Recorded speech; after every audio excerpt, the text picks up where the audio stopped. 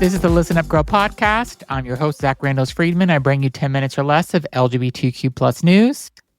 This is the podcast where you listen to keep you informed and empowered in a world where staying connected to our community matters more than ever.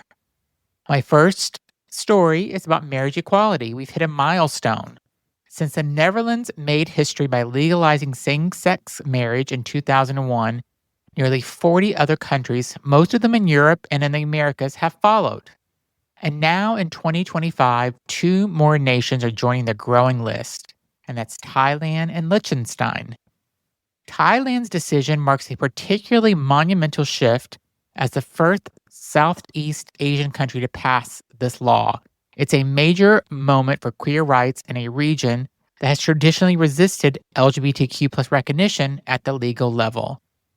Liechtenstein, the small principality nestled between Switzerland and Austria, also joins the fold, making a bold statement in favor of love and equality. Together, these 2 additions reflect a continuing global trend. More countries are realizing that marriage equality isn't just a Western ideal, it's a human right. But while there's in some corners of the globe, other regions are moving in the opposite direction. And unfortunately, I live in one of those countries where everything is moving in the opposite direction. But let's hope that changes soon. My next story is the complete opposite, where there's resistance in Asia for same-sex marriage.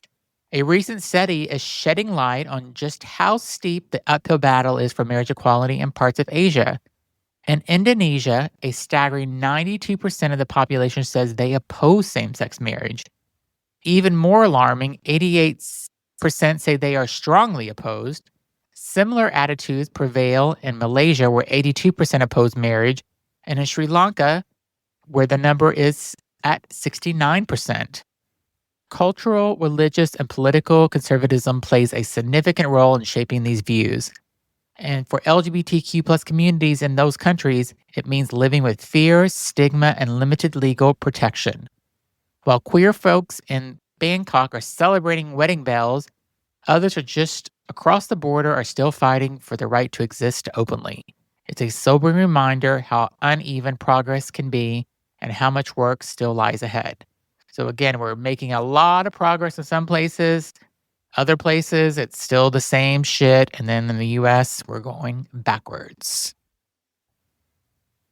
My next story is U.S. states fight back. California leads lawsuits against Trump's gender-affirming care ban. A legal battle is brewing in the United States over access to gender-affirming healthcare, and California is leading the charge.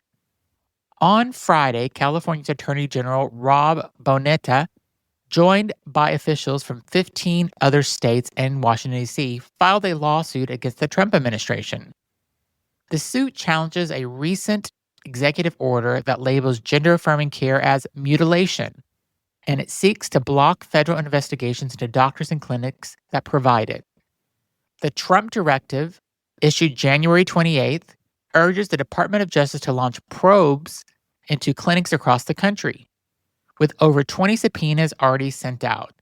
The message to providers is clear. You may face criminal prosecution simply for giving trans youth the care they need. California and its allies argue that this is blatant overreach and a dangerous unconstitutional attack on trans kids, families, and medical professionals. The case could have sweeping implications, potentially determining the future of healthcare access for thousands of trans and non-binary youth in America. My next story is a historic first. An LGBTQ plus woman is elected Archbishop in the Church of Wales. Bishop Cherry Vann has made history, becoming the first openly LGBTQ plus woman ever appointed as an archbishop to any of Britain's churches. Vann was elected Archbishop in the Church of Wales this week, a church that broke away from the Church of England over a century ago. A longtime champion of inclusion and faith, she was one of the first women ordained as a priest in the Church of England back in 1994. She is also a proud lesbian and a vocal member of the Open Table Network, which provides safe worship spaces for LGBTQ plus people. Her appointment is being celebrated as a major step forward, not just for queer representation in faith communities, but also for the global Anglican communion, where progress has often lagged behind. In a faith tradition where LGBTQ plus inclusion remains a source of division, Cherry Vann's rise is both groundbreaking and hopeful. So congratulations to Cherry Vann. Sounds like a drag queen name. Next is disappointing. LinkedIn quietly removes protection for trans users. In a move that raises eyebrows and alarm, LinkedIn has quietly changed its hateful content policy, removing a clause that explicitly banned the misgendering and demeaning of transgender users. The change, first noticed by Open Terms Archive, was the only update made to the LinkedIn policy on hateful and derogatory content. Previously, misgendering and dead naming were clearly listed examples of prohibited behavior. Now the language is gone. Critics say that this signals a rollback of protections for transgender users on one of the world's largest professional networking platforms. While LinkedIn hasn't offered a public explanation, LGBTQ plus advocacy groups are calling for answers and a reversal. In a time when online safety is already precocious for trans people, LinkedIn's silent edit feels like a step backwards. Next, we have Nancy Mace declares she is a proud transphobe. Shocking. Republican Congresswoman Nancy Mace of South Carolina is making headlines once again, this time proudly embracing the label of transphobe. After The Advocate published an article speculating that Mace might leave Congress to run for governor, Mace fired back on social media. She denied the report but doubled down on her anti-trans stance, tweeting, "False, I'm not quitting Congress. True, proud transphobe." It's not her first time courting controversy. Mace has made anti-trans rhetoric a cornerstone of her political identity. From falsely accusing opponents of conducting gender surgeries on toddlers to openly misgendering and mocking transgender colleagues in Congress, including calling Representative Sarah McBride it and a man on national television. She also targeted universities for recognizing more than 2 gender options on student forums and shouted slurs during a House committee. Nancy Mace isn't just dog whistling, she's got a megaphone. And as the 2026 election season approaches, many fear her brand of open hostility towards trans people will only escalate. What I would like Nancy Mace to talk about is about some of the senators or congressmen that are in the closet. I think it's really interesting whenever they had the Republican National Convention, Grindr had to go offline because it was so busy. They couldn't keep up with them and a number of people. And I guarantee that Ladybug, Mrs. Graham, was there, and she was definitely looking to show people her little ladybugs. If you don't know what I mean, Google Lindsey Graham ladybugs, and you'll know exactly where I'm coming from. Next, Jinkx Monsoon comes out as pansexual. The drag royalty and Broadway star Jinkx Monsoon has a title added to her legacy, Out and Proud Pansexual. In an interview on You'd Be an Iconic Guest, a YouTube show, the 2-time RuPaul's Drag Race winner opened up about everything from her witchy upbringing to her experience with harassment and her sexuality. After describing and receiving cheers on Broadway and slurs on the street, Jinkx laughed and said, "It's hilarious because, we're talking about trans masculine slur or like trans femme slur, which I clearly am. That's an oxymoron, right? I'm clearly a straight woman, well, pansexual." She later posted on X and Twitter simply writing, "Congratulations, I'm pansexual." The announcement comes just days before Jinkx takes the stage as Mary Todd Lincoln, a Tony Award-winning Oh Mary, proving once again that she's not redefining what it means to be queer, fearless, and fabulous in mainstream entertainment. Good for you, Jinkx Monsoon. Be who you want to be. Next, we're in Hong Kong. The court rules in favor of a trans man over bathroom access. In a landmark victory for trans rights, Hong Kong's highest appeals court has ruled in favor of a transgender man who challenged a regulation banning opposite-sex use of public bathrooms. Court declared the regulation unconstitutional state. It violates the right to privacy and equality. This decision is one of the most significant pro-trans rulings in Asia in recent years, offering new hope for trans individuals living in Hong Kong and setting a legal precedent that could influence other parts of the region. It's not just about bathrooms, it's about the right to exist safely, authentically in public spaces. Now we go over to Austin, where hate crimes in Austin takes place. Trans women and friends were attacked. In Texas, a weekend meant for joy turned violent for a transgender woman and her friends who were harassed and assaulted in Austin, Texas, with one bystander hospitalized after trying to intervene. According to accounts shared with The Crone, the woman and her group were initially approached by three men who flirted heavily with them, but the energy quickly shifted when the men began making aggressive comments not supporting their lifestyle and targeted the trans women with hateful remarks. What began as verbal harassment escalated into physical violence. Local police are now investigating the incident as a potential hate crime. In a city often seen as a progressive haven in a conservative state, this attack is a chilling reminder hate doesn't stop at city lines. I'm actually really shocked because Austin is super liberal. You can be who you want to be there, but there is hate and there's crazy people everywhere. Next, American trans couple finds safety in Amsterdam after fleeing the U.S. For Alex and Lucy, a trans couple from Arizona, the U.S. had become a place of fear.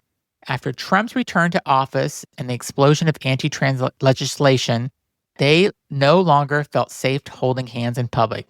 So they left. Now living in Amsterdam, the couple says the difference is night and day. We went from being tolerated to openly despised, Lucy shared, but here we can breathe again. They're part of a growing wave of LGBTQ plus Americans, especially trans individuals, fleeing the U.S. due to mounting political and social hostility. The Dutch-American Friendship Treaty offers U.S. citizens a pathway to legal residency, and for some queer folks, it's become a lifeline. This isn't just a story of migration, it's a story of survival. I actually had no idea that there was a Dutch-American Friendship Treaty, and that is really good to know, and hopefully I won't have to use it, but it's good to know it's there if I do. Next, we are talking about Laverne Cox and trans stars make TV history on Celebrity Family Feud. And I have to start off this news report saying, if you did not see this, Google it. It is hysterical that Steve Harvey is hosting Family Feud and that Laverne Cox and her friends are on there, and they have the most amazing one-liners. So history is made on Celebrity Family Feud as Laverne Cox led the first ever all-trans team on the popular ABC game show. Her chosen family lineup included T.S. Madison, who I love, Jocelyn DeFries, Mila Jam, and Peppermint. And together they all faced off against DJ Diplo and his family in an episode that aired July 31st. Beyond laughs and trivia, the episode served as a powerful and joyful representation of trans excellence on mainstream network television. Visibility matters, and this was a win we all needed. It was such a great episode, so please, if you get a chance, watch it. Next, we have some pride controversy in Montreal. A storm is brewing in Montreal after organizers of the city's Pride Parade barred two Jewish LGBTQ plus organizations from marching in the event. A Jewish LGBT group and the Center for Israel and Jewish Affairs, CIJA, say they were disinvited due to concerns about hateful discourse, a decision the organizers aligns with their pro-Palestinian stance. In an Instagram post, Farit Montreal said that the parade refuses to be instrumental in the context of a conflict that involves major violations of fundamental human rights, expressing solidarity with Palestine people. But some critics, including Gaava's president, Carlos Gooddoy, called it a blatant discrimination. It tells Jews they can't walk together in the Montreal Pride Parade. It sends a message that we're not welcome even in the LGBTQ plus space. The decision has sparked a fierce debate about intersectionality, inclusion, and the role of political conflict in queer organizing. I think it's fucked up that they don't let the Jewish people walk in the parade. And it's not because my husband is Jewish, but I think they need to open it to everybody. And just because these people are Jewish does not mean that they are against Palestine. So maybe have that conversation with them. One of Epstein's first accusers was a trans Latina woman. Before the world learned the full extent of Jeffrey Epstein's abuse, one of the earliest voices to speak out was a woman named Ava, a transgender Latina model. In 2007, Ava filed a lawsuit claiming Epstein had sexually assaulted her when she was 16. The case was largely ignored by media at that time, and she was transphobically mocked by reporters and outlets. Her lawsuit described being lured into Epstein's mansion, undressed, and forced to perform oral sex. The trauma left her deeply hurt and frightened, but few took her seriously. Now, with the renewed focus on Epstein's victims, Ava's story is finally getting recognized. She was among the first, and she deserves to be remembered not just as a survivor, but as a truth teller. And my last story is just like that. It's ending with season 3 on HBO Max. It is the end of an era again. So showrunner Michael Patrick King has announced that the 3rd season, and just like that, the Sex and the City sequel series will be its last. The final season includes a 2-part finale premiering August 14th, HBO Max. While the show had its critics, it also brought new queer characters, non-binary representation, and trans storylines into the franchise, once known for its lack of diversity. Love it or hate it, and just like that was part of the larger shift towards more inclusive storytelling. I watched this season, and my opinion is it was time for it to go. I appreciate them bringing queer characters and trans and non-binary representation, but they should have let it go with season 1 of that show. That is my news for Sunday, August the 3rd. Thank you so much for listening. Be sure to subscribe and also leave a comment on what you think about this episode. Have a good week, everybody.